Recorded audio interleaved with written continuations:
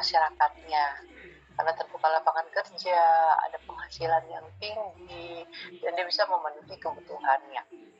Sebenarnya kata kuncinya klasik itu seperti itu. Dia memprioritaskan supply, dia memprioritaskan produksi ya. Tapi di sini dia mengabaikan permintaan. Dia mengatakan kalau kita memproduksi pasti permintaan akan selalu menyertainya. Itu kata kunci dari teori klasik. Teori klasik ini yang pasti munculnya di abad 18, di mana pada saat itu terjadi revolusi industri dan Inggris ya. Teori klasik menyatakan bahwa peranan modal, ya jadi di antara faktor-faktor produksi dia mengatakan modal itu sangat penting artinya bagi pembangunan. Kalau kita mau melakukan pembangunan, kita harus butuh dana yang besar, kita butuh modal yang besar. Karena dengan adanya dana dan modal tersebut kita bisa melakukan pembangunan, begitu katanya aliran klasik. Pembangunan modal tersebut ditekankan untuk meningkatkan tadi produksi, penawaran, supply setinggi-tingginya. Katanya penawaran yang setinggi-tingginya akan diikuti oleh permintaan juga, karena permintaan itu akan mengikuti dengan sendirinya. Kalau dalam istilahnya supply it is creates on demand. Supply akan menciptakan sendiri permintaannya. Itu teori oleh J.B. Say. J.B. Say mengatakan itu.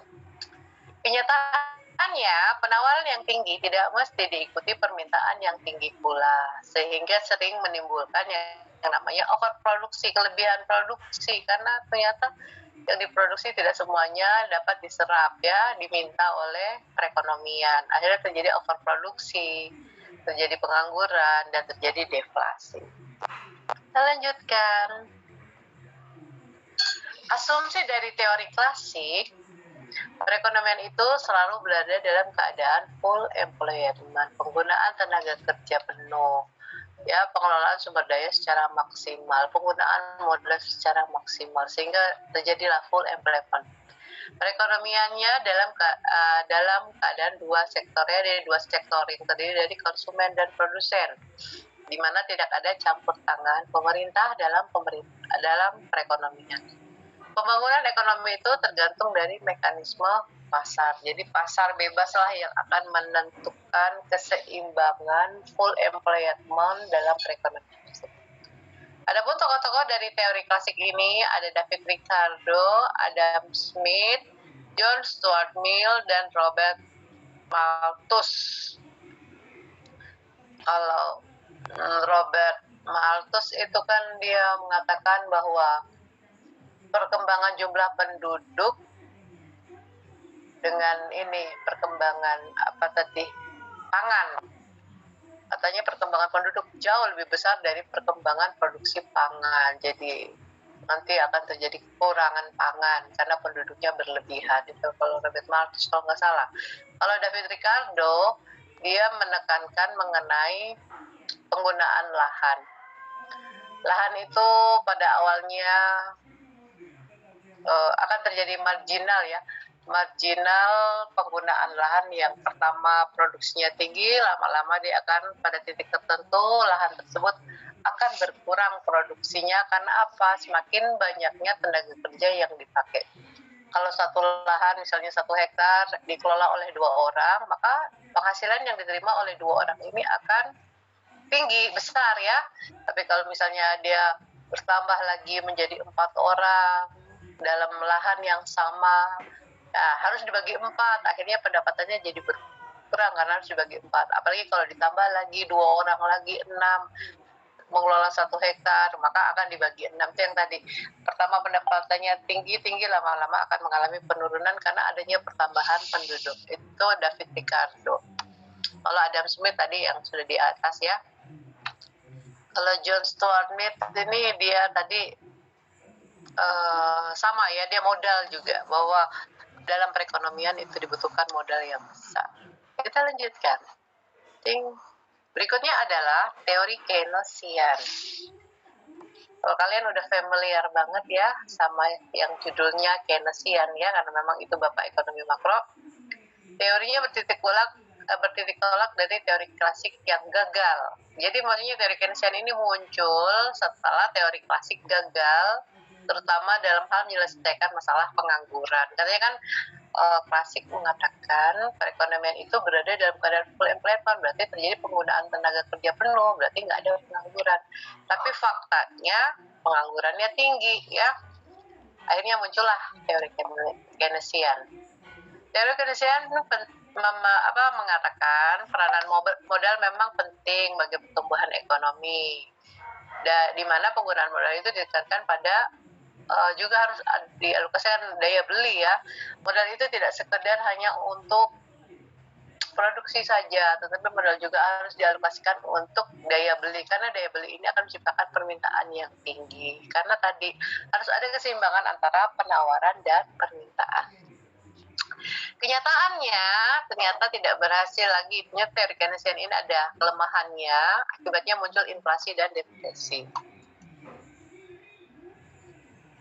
Asumsi teori klasik, perekonomian dapat dalam keadaan full employment juga bisa dalam keadaan non full employment. Jadi tidak selamanya perekonomian berada dalam keadaan full employment.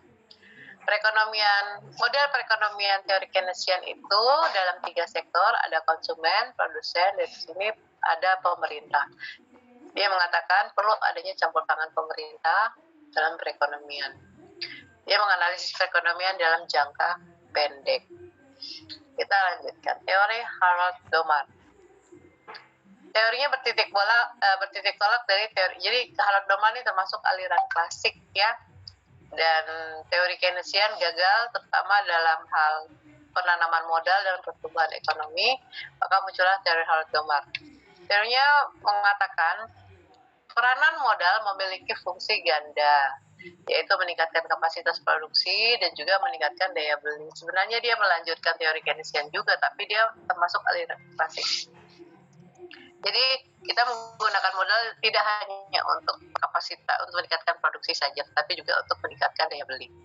Tujuan penanaman modal menurut Harold Domar yaitu meningkatkan kapasitas produksi tadi berupa apa? Menggantikan alat-alat modal yang sudah tidak bisa digunakan lagi, depresiasi, dana depresiasi, terus memperbesar jumlah alat-alat produksi yang tersedia di dalam masyarakat. Memperbesar jumlah alat produksi yang disebut dengan meningkatkan kapasitas produksi. Itu tujuan penanaman modal menurut Harold Domar. Asumsi teori Harold Domar, dia mengatakan, karena dia termasuk aliran klasik, dia mengatakan perekonomian dapat dalam keadaan full employment. Boleh, pokoknya kalau permintaan akan menciptakan sendiri penawarannya, penawaran menciptakan permintaannya, bolak-balik, ya, saling, itu yang akhirnya menciptakan full employment, itu menurut Harold Domar. Terus dia mengatakan perekonomian sebaiknya dalam 2 sektor aja, nggak usah ada intervensi pemerintah di dalamnya. Besarnya tabungan masyarakat adalah proporsional dengan besarnya pendapatan nasional. Jadi Harold Domar ini mengatakan masyarakat harus menabung, ya. Perekonomian dianalisis dalam jangka panjang, dan di sini marginal propensity to saving, ya, kecenderungan untuk menabung, dan juga perbandingan antara jumlah modal yang dipakai, capital output ratio. COR itu capital output ratio, artinya capital rasio antara kapital dan output yang dihasilkan. Itu yang ditegaskan oleh Harold Domar, ditekankan. Kelemahan teori Harold Domar, dia sangat tergantung pada capital of value yang berlawanan dengan labor teori Ricardo dan Marx, ya. Jadi dia bertolak belakang penggunaan kapital dengan teorinya David Ricardo dan Marx, di mana labor adalah suatu sistem. Labor itu tenaga kerja, anak-anak, ya. Di mana tenaga kerja adalah sistem yang hanya dapat dimasukkan dalam kapital labor. Ratio dan konstan. Keadaan ini terjadi apabila labor bertambah dan kapital bertambah. Oh, begini maksudnya. Kalau David Ricardo mengatakan kesejahteraan itu dipengaruhi oleh tadi penggunaan lahan dan jumlah tenaga kerja yang mengelola lahan tersebut. Semakin banyak tenaga kerja yang dipakai, maka semakin berkurang penerimaannya. Itu menurut teori David Ricardo. Tapi kalau menurut teori Harold Domar, dia mengatakan dia mengasumsikan bahwa tenaga kerja itu tetap, tidak ada terjadi pertambahan. Kalau David Ricardo bilang tenaga kerja pasti akan bertambah. Tapi kalau Harold Domar mengatakan tenaga kerja tetap, yang bertambah di sini adalah modalnya. Yang akhirnya terjadilah produksi seperti itu ya. Itu makanya bertentangan dengan teori David Ricardo. Harold Domar mengabaikan teknologi. Dia pokoknya memprioritaskan ada dulu duit lah. Teknologi nanti. Terciptanya laju pertumbuhan ekonomi hanya menitikberatkan pada modal saja, uang. Kita lanjutkan. Teori neoklasik. Kalau teori neoklasik ini juga dia melanjutkan Harold Domar, cuma dia menambahkan. Kalau di teori Harold Domar, dia menekankan kepada modal yang penting. Kalau neoklasik dia bilang selain modal, teknologi juga penting ya. Terus neoklasik juga mengatakan labor, tenaga kerja juga harus diperhitungkan. Jadi neoklasik mengatakan ada 3 faktor. Modal, teknologi, dan tenaga kerja itu hal penting yang harus dipertimbangkan di dalam produksi. Jadi neoklasik ini termasuk dalam aliran klasik yang menginginkan yang namanya pasar bebas, ya, globalisasi, intervensi pemerintah nggak ada, dan dia menyatakan yang berperan itu modal, teknologi, dan tenaga kerja. Teori neoklasik tadi dia termasuk jenis aliran masing-masing golongan teori klasik.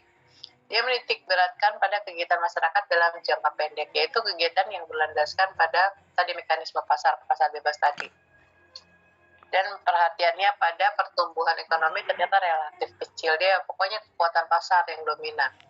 Berdasarkan teori Adam Smith bahwa mekanisme pasar akan menciptakan perkembangan ekonomi, meskipun berjalan secara perlahan, tetapi selalu berjalan secara lancar dan teratur. Mekanisme pasar ya. Cuma tadi faktornya 3, ada modal, teknologi, dan tenaga kerja. Asumsi teori neoklasik. Perekonomian berfungsi secara efisien karena mekanisme pasar bebas tadi. Pembangunan ekonomi berjalan perlahan dan akan berjalan dengan lancar secara teratur. Tokoh-tokoh neoklasik ada Leon Wallace, Alfred Massal, dan Knut Wicksell dan Cobb Douglas. Kalau teori Cobb Douglas itu yang Ibu ketahui, Cobb Douglas ini dia juga berkaitan, dia memiliki ada dekat-dekat dengan David Ricardo, bagaimana penggunaan lahan terhadap tenaga kerja. Semakin bertambah tenaga kerja, maka akan terjadi marginal production ya. Hukum the law of diminishing returns, pendapatan hasil yang semakin berkurang, itu Cobb Douglas. Oke, kita lanjutkan. Tadi ada teori klasik dan teori Keynesian. Kalau yang kelima ini ada teori pembangunan. Kalau teori pembangunan ini sebenarnya kalau kalian mengingat kembali di pengantar ekonomi pembangunan, ini udah pernah Ibu jelaskan apa saja itu teori pembangunan yang terdiri dari 5 aliran teori pembangunan. Yaitu yang pertama adalah teori model pertumbuhan bertahap linier, ya. Yang kedua teori dan pola-pola perubahan struktur. Yang ketiga revolusi ketergantungan internasional. Yang ketiga kontra revolusi pasar bebas neoklasik, dan teori pertumbuhan ekonomi baru atau endogen. Kalau di pengantar Ekbang dulu dijelaskan bahwa apa sih yang dimaksud dengan teori model pertumbuhan linier. Itu contohnya kayak gini. Itu kalau kita kaitkan antara yang tadi Y sama dengan faktor-faktor produksi, di mana pertumbuhan dipengaruhi oleh sumber daya manusia, sumber daya alam, modal, dan skill. Itu faktor masuk ini ya, model pertumbuhan tahap linear. Jadi ada faktor yang mempengaruhi pertumbuhan. Ada juga misalnya teori yang mengatakan pertumbuhan ditentukan oleh investasi, teori dipengaruhi oleh modal. Itu contoh-contoh teori model pertumbuhan tahap linear. Kalau teori dan pola pertumbuhan struktural, dia mengatakan jam 7.43. Baik, siapa itu tadi? volume suaranya dimatikan dulu.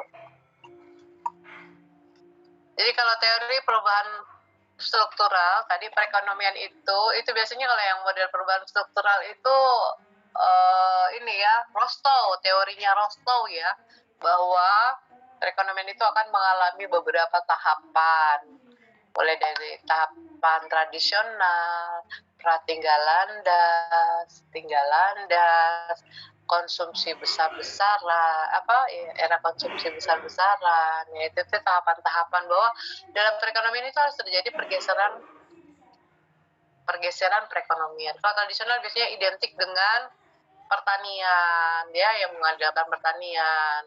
Terus kemudian bergeser ke industri, prasyarat tinggal landas tuh harus ada industri yang menampung hasil pertanian, yang mengolah hasil pertanian. Kalau tinggal landas itu sudah masuk ke sektor perdagangan, ya, bahwa industri tersebut mulai dipasarkan tidak cuma domestik tetapi juga ekspor. Terus kalau era konsumsi besar-besaran itu sudah mulai masuk kepada wisata, jasa, ya. Gitu. Jadi kalau Rostow bilang harus terjadi perubahan struktural, itu baru namanya terjadi pertumbuhan ekonomi. Terus kalau teori revolusi ketergantungan internasional, dia mengatakan bahwa suatu negara itu akan sukses kalau dia mandiri. Tapi kalau dia tergantung sama negara luar, ya negara maju, maksudnya mereka ketergantungan modal, ketergantungan teknologi, ketergantungan skill dan sebagainya, itu memang akan membawa perubahan yang pesat. Cuman ya tadi akan meninggalkan meninggalkan hutang, ya. Nah, dia bilang kalau bisa kita menciptakan sendiri kemandirian. Memang perlu ketergantungan, cuman jangan terlalu tergantung, karena nanti kita jadinya di satu, ya, kalian kalau ingat kembali di ekonomi pembangunan 1 ada pro dan kontra terhadap ketergantungan internasional, baik melalui perdagangannya maupun dari sumber-sumber pendanaannya, misalnya dalam bentuk bantuan, hibah, bantuan lunak, dan sebagainya. Baik, selanjutnya adalah teori kontra revolusi pasar bebas neoklasik. Di sini kontra loh, berarti ada yang pro. Kalau pro tuh setuju, kalau kontra berarti pertentangan, ya. Revolusi pasar bebas. Maksudnya neoklasik di sini lebih mempertegas kembali variabel dia bahwa tidak cuma modal saja yang penting, tetapi juga teknologi dan jumlah penduduk, karena berkaitan dengan ketenaga kerjaan. Itu teori di revolusi pasar neoklasik. Dan tadi dia juga mengatakan tidak boleh ada intervensi pemerintah, globalisasi market, dan tadi neokapitalis biasanya identik. Neoklasik itu dengan neokapitalis. Berikutnya adalah teori pertumbuhan baru atau endogen, teori pertumbuhan baru. Bahwa pertumbuhan ekonomi itu tidak hanya fokus kepada produksi. Sumber daya manusia tidak hanya cuma sebagai objek untuk pertumbuhan ekonomi, tetapi sumber daya manusia juga sebagai subjek yang harus dibangun. Dia tidak cuma sebagai tenaga kerja, tetapi dia juga orang yang harus memprove, ya. Memprove itu maksudnya meningkatkan kualitas sumber daya manusianya agar pendapatannya semakin lebih baik. Dan tadi kita tuh membangun tidak cuma sekedar untuk produk-produk saja, tapi kualitas hidup itu juga. Misalnya saat untuk ibadah, saat untuk berkumpul keluarga, terus kemudian adanya peningkatan skill dari sumber daya manusia itu. Jadi istilahnya tidak hanya cuma manusia untuk produk saya, tapi manusia juga itu harus dibangun. Oke, itu jadi ada 5 teori. Sebenarnya banyak sekali teori itu. Ada neoklasik, kalau gamma, banyak teori itu sebenarnya banyak sekali. Tapi basically-nya tuh ada teori klasik, ada yang kelompok klasik, ada yang kelompoknya Keynesian. Basically-nya seperti itu. Ada pengikutnya klasik, ada pengikutnya Keynesian. Oke, berikutnya materi sejarah pertumbuhan ekonomi. Sejarah pertumbuhan ekonomi ini panjang lebar banget. dan kalau dia disajikan sekarang dia nggak cukup waktunya.